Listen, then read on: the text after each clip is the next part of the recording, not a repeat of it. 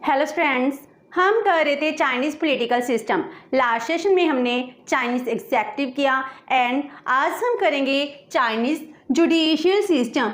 वहाँ का judicial system कैसा है, आज हम उसकी सेलिएंट फीचर्स करेंगे। चाइना का जो जुडिशियल सिस्टम है, जो वेस्टर्न कंट्रीज़ हैं या फिर इंडियन हैं, इंडिया के जुडिशियल सिस्टम से टोटली डिफरेंट सिस्टम है। वहाँ की जुडिशरी इंडिपेंडेंट ऑर्गन नहीं है। जैसे गवर्नमेंट के 3 ऑर्गन्स होते हैं, legislature, judicial, executive and judiciary. उनमें से जो जुडिशरी होती है वो इंडिपेंडेंट होती है, इम्पार्शियल होती है। लेकिन चाइना में ऐसा नहीं है। वो ये मानते हैं, जो वेस्टर्न कंट्रीज़ और जो अपने आप को डेमोक्रेटिक कंट्रीज़ कहती हैं, वहाँ का जो जुडिशियल सिस्टम है वो क्या करते हैं, जो कैपिटलिस्ट क्लास है उनके इंटरेस्ट को प्रोटेक्ट करता है। इसीलिए वहाँ पर सोशलिस्टिक पैटर्न है। जुडिशरी में भी सोशलिज्म को इस्टेब्लिश किया गया है। वहाँ पर ये कहा जाता है, जुडिशरी क्या है, जो एडमिनिस्ट्रेशन है, एडमिनिस्ट्रेशन को रन करने के लिए जो पॉलिसीज बनाई जाती हैं, इनको इम्प्लीमेंट करने के लिए हेल्प करता है। इस तरह वहाँ का जो जुडिशरी सिस्टम है टोटली डिफरेंट जुडिशियल सिस्टम है। तो जो चाइनीज जुडिशियल सिस्टम है, it works as an organ of the administration, meaning administration की हेल्प करने के लिए ये बनाया गया है। जो भी लेजिस्लेचर के द्वारा लॉ पास किए जाते हैं, एग्जेक्टिव के द्वारा इम्प्लीमेंट किए जाते हैं और जुडिशरी इनको इम्प्लीमेंट करने के लिए असिस्ट करती है। इसीलिए इसको ऑर्गन ऑफ द गवर्नमेंट ना कहकर ऑर्गन ऑफ द एडमिनिस्ट्रेशन कहा जाता है। Judiciary is not an independent organ. जैसे इंडिया में इंडिपेंडेंट एंड इम्पार्शियल है, वैसे चाइना में नहीं है। It is as an instrument of class justice and polity, meaning ये कहते हैं, जो हमारी कंट्री में जुडिशरी है ये क्लास जस्टिस को डिफाइन करती है, ना कि जो रिच कैपिटलिस्ट क्लास है उनके इंटरेस्ट को प्रोटेक्ट करती है। जे जस्टिस प्रोवाइड करा रही है, जे स्मूथनेस ला रही है, पॉलिटी को क्रिएट कर रही है। तो जे अपने आप को सोशलिस्टिक पैटर्न की जुडिशरी कहते हैं, जिसमें लोगों के इंटरेस्ट को प्रोटेक्ट किया जाता है। तो जो चाइना में जुडिशियल सिस्टम प्रिवेल करता है, इसकी सेलिएंट फीचर्स क्या हैं? सेलिएंट फीचर्स ऑफ जुडिशरी, तो first one is socialist legality, meaning जो सोशलिज्म को फेवर करते हैं। ये कहते हैं जो भी लीगल सिस्टम, जुडिशियल सिस्टम है, ये क्या करता है, लेजिस्लेचर के द्वारा जो भी पॉलिसीज बनाई जाती हैं इनको इम्प्लीमेंट करने के लिए असिस्ट करता है। तो जो वहाँ की जुडिशरी है, it is also based on Marxism. Marxism ने सोशलिज्म का कॉन्सेप्ट दिया था, उसी पर बेस्ड है वहाँ का जुडिशियल सिस्टम। ये अज्यूम करते हैं that people and government both are one in communism.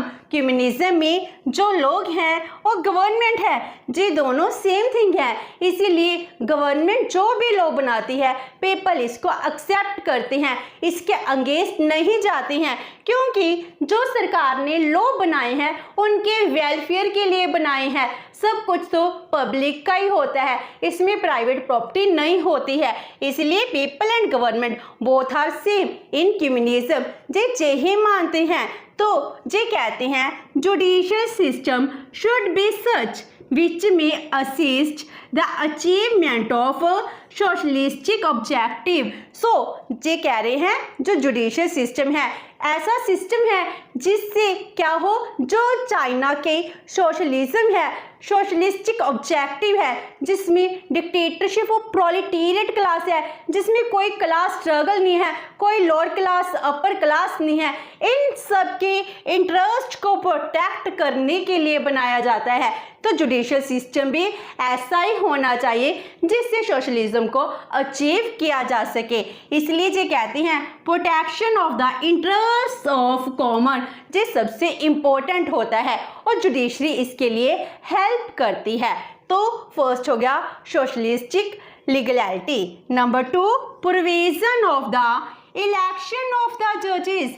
जो वहाँ के जजेस हैं, जजेस को अपॉइंट नहीं किया जाता, उनको क्या किया जाता है, इलेक्ट किया जाता है। उसकी इलेक्शन होती है। वहाँ पर यही प्रोविज़न है, जितनी भी कोर्ट्स हैं वहाँ पर पिरामिड है। जैसे लोअर कोर्ट है, लोअर कोर्ट ज़्यादा होती है, जैसे अपर जाते रहते हैं, वहाँ पर एक सबसे सुप्रीम कोर्ट है, सुप्रीम पीपल्स कोर्ट। वहाँ पर पिरामिड सिस्टम है जैसे इंडिया में है। तो वहाँ पर जितने भी जजेस हैं, हर एक लेवल पर जजेस को इलेक्ट किया जाता है। उनकी क्वालिफिकेशंस हैं वो डिफाइन नहीं की गई हैं। वहाँ पर यही है जो सोशलिज्म को फेवर करते हैं, जो सोशलिज्म के सपोर्टर्स हैं, उन्हीं को ही जज अपॉइंट किया जाता है। तो जो जजेस हैं they are elected by people's congress at every level. Every level क्यों कह रहे हैं? अगर लोअर लेवल है, लोअर लेवल पर लोअर पीपल्स कांग्रेस है, उसके द्वारा जजेस को अपॉइंट किया जाएगा।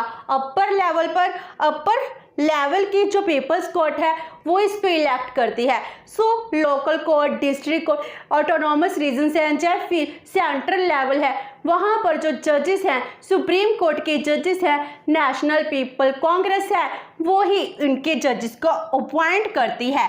Chief justice of supreme people's court elected by the NPC, meaning NPC ही क्या कर रहा है, सुप्रीम पीपल्स कोर्ट के जज को इलेक्ट कर रहा है। इसी तरह जो अदर जजेस हैं, जैसे वाइस चेयरमैन है, जो वहाँ का वाइस जस्टिस होता है, सेकंड नंबर पर आता है। जब फिर अदर जजेस होती हैं, इनको कौन इलेक्ट करता है? नेशनल पीपल्स कांग्रेस की जो स्टैंडिंग कमेटी है वो इलेक्ट करती है। Number third, fix tenure of the जजेस। जो जजेस है इनका टेन्योर फिक्स किया गया है, इनको इलेक्ट किया जाता है। तो ये इलेक्ट कितने सालों के लिए होती हैं? 5 ईयर्स के लिए दे आर इलेक्टेड। एंड इनके लिए जो कंडीशन है, they maximum can serve 2 consecutive terms, meaning जो 10 ईयर्स तक ही क्या कर सकते हैं, अपनी सर्विसेज दे सकते हैं। मैक्सिमम 2 कंसेक्यूटिव टर्म्स, एक कंसेक्यूटिव टर्म है 5 ईयर्स की। Next is office of the procurator, meaning क्या है, वहाँ पर प्रोक्रेटर है, इसका ऑफिस क्रिएट किया गया है।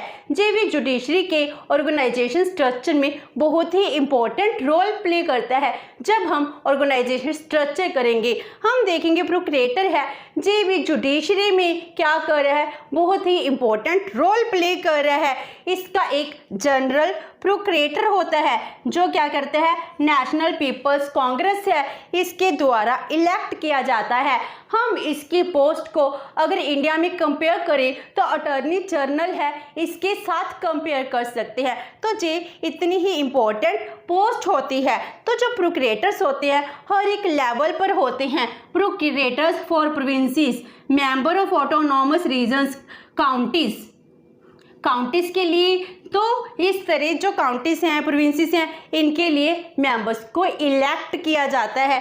तो हर एक लेवल पर प्रोक्रेटर्स हैं वो इलेक्ट किए जाते हैं। जो जनरल प्रोक्रेटर है इसके अंडर काम करते हैं, जी अपनी रिपोर्ट को जो नेशनल पीपल्स कांग्रेस है इसको प्रेजेंट करता है, इसके आगे ही रिस्पॉन्सिबल होते हैं।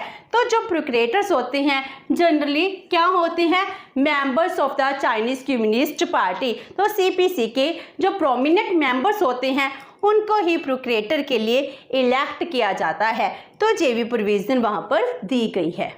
Next is provision of public assessors.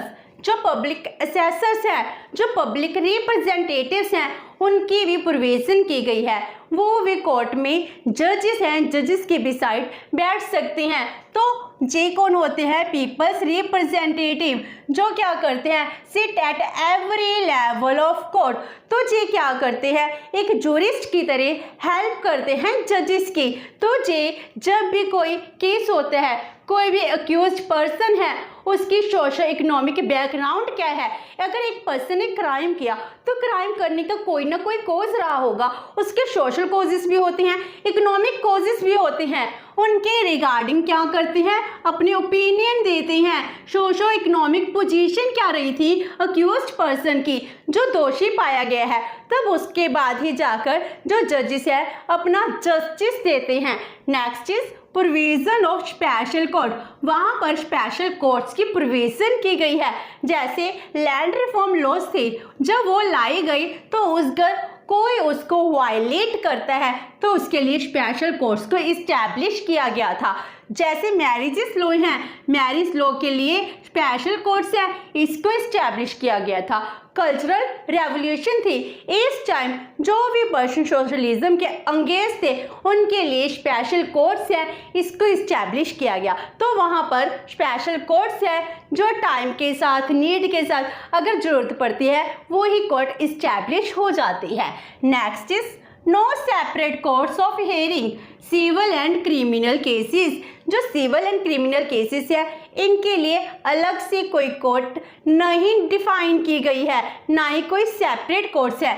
जितने भी कोर्ट्स हैं all the courts here both types of cases, चाहे सिविल केसेस हो चाहे फिर क्रिमिनल केसेस हो, एंड जितने भी केसेस होते हैं इन सब केसेस की ओपन हियरिंग होती है। ओपन हियरिंग का मीनिंग क्या है, इनको ऑन कैमरा जो हियरिंग है वो करनी पड़ती है। तो जजेस क्या ओपिनियन दे रहे हैं, क्या केस चल रहा है, लोग इसको देख भी सकते हैं, तो इसको टेलीकास्ट भी किया जाता है। Open hearing of all cases. लेकिन कुछ केसेस ऐसे हैं जिसकी ओपन हियरिंग नहीं हो सकती, जिसको कॉन्स्टिट्यूशन में डिफाइन किया गया है जो इन कैमरा हियरिंग होगी, मीनिंग कैमरा में रिकॉर्डिंग तो होगी लेकिन उसको ओपन नहीं किया जाएगा। तो वही केसेस को छोड़कर बाकी सभी केसेस है उनकी ओपन हियरिंग होती है। एंड जो हियरिंग्स होती हैं इनमें मास पार्टिसिपेशन भी है। तो mass participation in judicial proceedings, इसका मीनिंग हुआ जब भी जुडिशियल प्रोसीडिंग होती है, कोई केस चल रहा होता है, इसमें बहुत ज़्यादा लोग हैं वो पार्टिसिपेट करते हैं, कॉमन पर्सन पार्टिसिपेट कर रहे हैं, तो जो कॉमन पीपल है they can comment during proceedings. जो जुडिशियल प्रोसीडिंग चल रही है उसमें आम लोगों को बोलने का मौका दिया गया है, वो उस पर कमेंट अपना व्यू भी रख सकते हैं। इवन कि वो स्लोगन्स हैं, स्लोगन को भी रेस कर सकते हैं।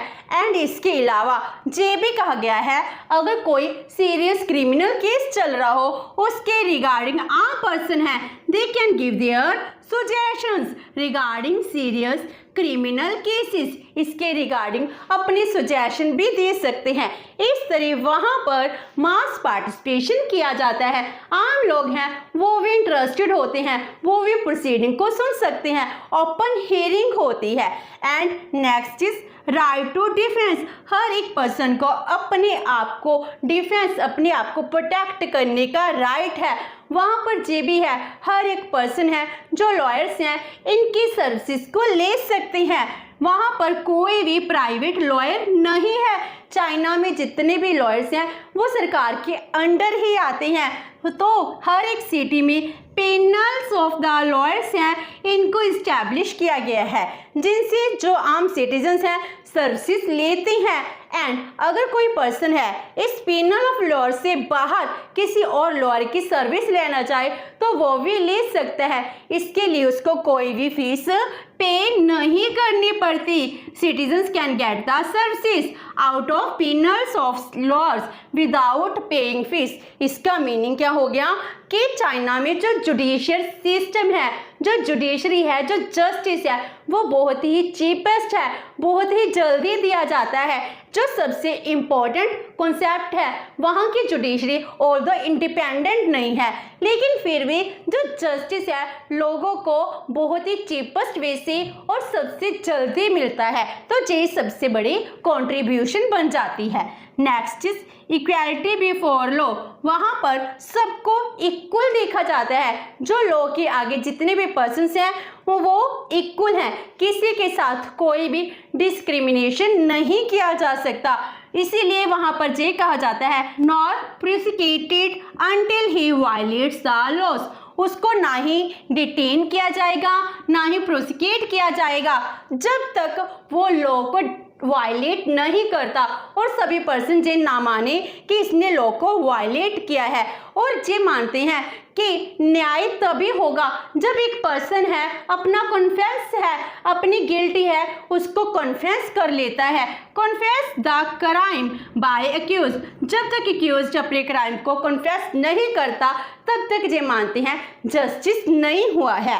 And last one is system to suspend capital punishment, जो कैपिटल पनिशमेंट दी जाती है उसको भी जे सस्पेंड कर सकते हैं जिस सिस्टम में वहाँ पर प्रिवेल करता है। इसका मीनिंग क्या हुआ कि वहाँ पर ये कहा जाता है अगर कोई पर्सन अपने आप को रिफॉर्म करना चाहता है तो उसको रिफॉर्म करने का टाइम दिया जाएगा। अगर उन्होंने आज कैपिटल पनिशमेंट दी है तो जो कैपिटल पनिशमेंट है वो 2 इयर्स के बाद दी जाती है। In general capital punishment is suspended for 2 years, जिस सभी केसेस में होता है 2 इयर्स के बाद ही कैपिटल पनिशमेंट दी जाती है। वहाँ पर इमीडिएटली कैपिटल पनिशमेंट नहीं दी जाती। क्यों? क्योंकि they want to give the opportunity to reform. वो कहते हैं अगर एक्यूज्ड पर्सन अपने आप को रिफॉर्म करना चाहता है तो वो रिफॉर्म भी कर सकता है। अगर लगता है जो पर्सन है इन रियली चेंज हो चुका है तो जो उसकी कैपिटल पनिशमेंट है उसको चेंज कर दिया जाता है इनटू लाइफ इम्प्रिजनमेंट। इस तरह वहाँ की जो पनिशमेंट है, जो जुडिशरी है, इसका पर्पस क्या है? लोगों को रिफॉर्म करना। जैसे माओ जेडोंग थे, जब उनकी डेथ हो जाती है उसके बाद उसकी वाइफ है एंड उसके सपोर्टर्स थे उनको भी कैपिटल पनिशमेंट दी गई थी। जो 2 इयर्स का टाइम पीरियड था उसमें उनको रिफॉर्म किया गया तो वो ये पाए गए कि इनमें रिफॉर्म हो चुका है तो उनकी कैपिटल पनिशमेंट को क्या कर दिया गया? लाइफ इम्प्रिजनमेंट में चेंज कर दिया जाता है। तो इस तरह जी होगी salient features of the Chinese political system. Hope so कि आपको ये सेशन अच्छा लगा होगा। अगर आपकी कोई क्वेरी है तो post it in the comment box and video अच्छी लगी तो please like and share with your friends. Thank you so much and have a nice day.